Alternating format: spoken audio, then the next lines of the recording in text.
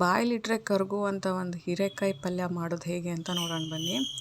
So ನೋಡಿ, ಮೊದಲನೇದಾಗಿ ಹೀರೆಕಾಯಿ ಮೇಲಿರೋದೆಲ್ಲ ತೆಗೆದುಬಿಟ್ಟು ಚೆನ್ನಾಗಿ ವಾಶ್ ಮಾಡಿ ಸಣ್ಣದಾಗಿ ಕಟ್ ಮಾಡಿ ಇಟ್ಕೊಂಡಿದ್ದೀನಿ. ಈರುಳ್ಳಿ, ಟೊಮ್ಯಾಟೊ, ಅಷ್ಟೇ ಸಿಂಪಲ್ ರೆಸಿಪಿ. ಈಗ ಒಂದು ಬಾಣಲೆ ಇಟ್ಕೊಂಡು ಅದು ಬಿಸಿಯಾದ ನಂತರ ಒಂದು 3 ಟೇಬಲ್ ಸ್ಪೂನಷ್ಟು ಆಯಿಲ್ ಹಾಕ್ಕೋಬೇಕು. ಆಯಿಲ್ ಚೆನ್ನಾಗಿ ಬಿಸಿ ಆಗಬೇಕು. ಇದನ್ನು ರೈಸ್ ಜೊತೆಗೆ, ಮುದ್ದೆ ಜೊತೆಗೆ, ಚಪಾತಿ, ದೋಸೆ ಎಲ್ಲದ್ರ ಜೊತೆನೂ ಟ್ರೈ ಮಾಡ್ಬೋದು.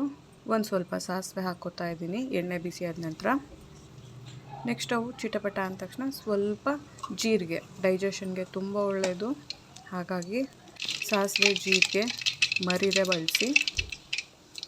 ಇದೆರಡು ಚೆನ್ನಾಗಿ ಫ್ರೈ ಆದ ನೆಕ್ಸ್ಟ್ ಒಂದು ದೊಡ್ಡ ಈರುಳ್ಳಿ, ಸ್ವಲ್ಪ ಕರಿಬೇವಿನ ಸೊಪ್ಪು, ಇದು ಕೂಡ ಗೋಲ್ಡನ್ ಕಲರ್ ಆಗೋವರೆಗೂ ಚೆನ್ನಾಗಿ ಫ್ರೈ ಮಾಡ್ಕೋಬೇಕಾಗತ್ತೆ ಎಣ್ಣೆಯಲ್ಲಿ. ಆದಷ್ಟು ಎಣ್ಣೆನ ಮಿತವಾಗಿ ಬಳಸಿ, ನಮ್ಮ ಆರೋಗ್ಯಕ್ಕೆ ತುಂಬ ಒಳ್ಳೆಯದು. ಕಡಿಮೆ ಬಳಸೋದ್ರಿಂದ ಹೆಲ್ತಿಗೆ ಬೆನಿಫಿಟ್ಸ್ ಇದೆ.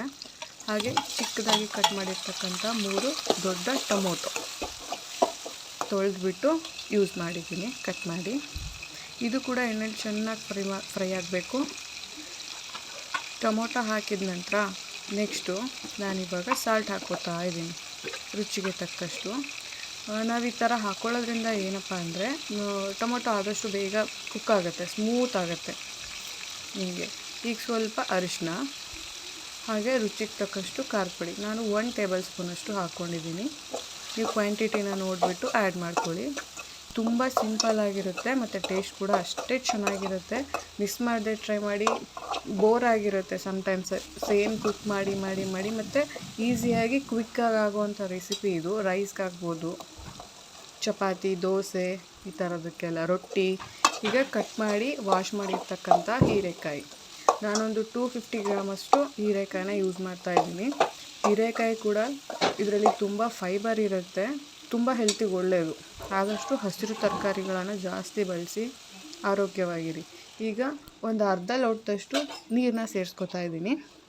ನೀರು ಹಾಕಿ ಅಗೇನ್ ಚೆನ್ನಾಗಿ ಕೈ ಆಡಿಸಿ ಮುಚ್ಚಬೇಕು. ಒಂದು 5ರಿಂದ 10 ನಿಮಿಷ ಬಿಟ್ಟರೆ ಸಾಕಾಗತ್ತೆ. ನೋಡಿ ಎಷ್ಟು ಕಲರ್ಫುಲ್ಲಾಗಿ ನಮ್ಮ ಪಲ್ಯ ರೆಡಿಯಾಗಿದೆ. ಏನಕ್ಕಾದರೂ ಟ್ರೈ ಮಾಡಿ, ತುಂಬ ಸಿಂಪಲ್ಲಾಗಿದೆ, ಹಾಗೆ ಅಷ್ಟೇ ರುಚಿಯಾಗಿ ಕೂಡ ಇದೆ. ನೋಡ್ತಾ ಇರ್ಬೋದು. ಎಲ್ಲ ತರಕಾರಿ ಕಟ್ ಮಾಡಿ ಇಟ್ಕೊಂಡ್ಬಿಟ್ರೆ 5 ನಿಮಿಷದಲ್ಲಿ ನಿಮಗೆ ಪಲ್ಯ ರೆಡಿ. ನೋಡ್ತಾ ಇರ್ಬೋದು. ನೋಡಿ ಎಷ್ಟು ಸಕ್ಕದಾಗಿ ಕಾಣಿಸ್ತಿದೆ. ಪರೋಟ, ಕುಕ್ಕುಂಬರ್, ಹಾಗೆ ಒಂದು ಸ್ವಲ್ಪ ಕಾಜು ಕಟ್ಲಿ, ಪಲ್ಯ, ಸ್ವಲ್ಪ ಘೀ, ಎಲ್ಲದಕ್ಕೂ ಒಂದು ಒಳ್ಳೆ ಕಾಂಬಿನೇಷನ್ ಅಂತಲೇ ಹೇಳ್ಬೋದು ಈ ಪಲ್ಯ. ಮಿಸ್ ಮಾಡದೆ ಒಮ್ಮೆ ಟ್ರೈ ಮಾಡಿ. ಹಾಗೆ ನನ್ನ ಚಾನಲ್ನ ಮಿಸ್ ಮಾಡದೆ ಸಬ್ಸ್ಕ್ರೈಬ್ ಮಾಡ್ಕೊಳ್ಳಿ. Thank you friends.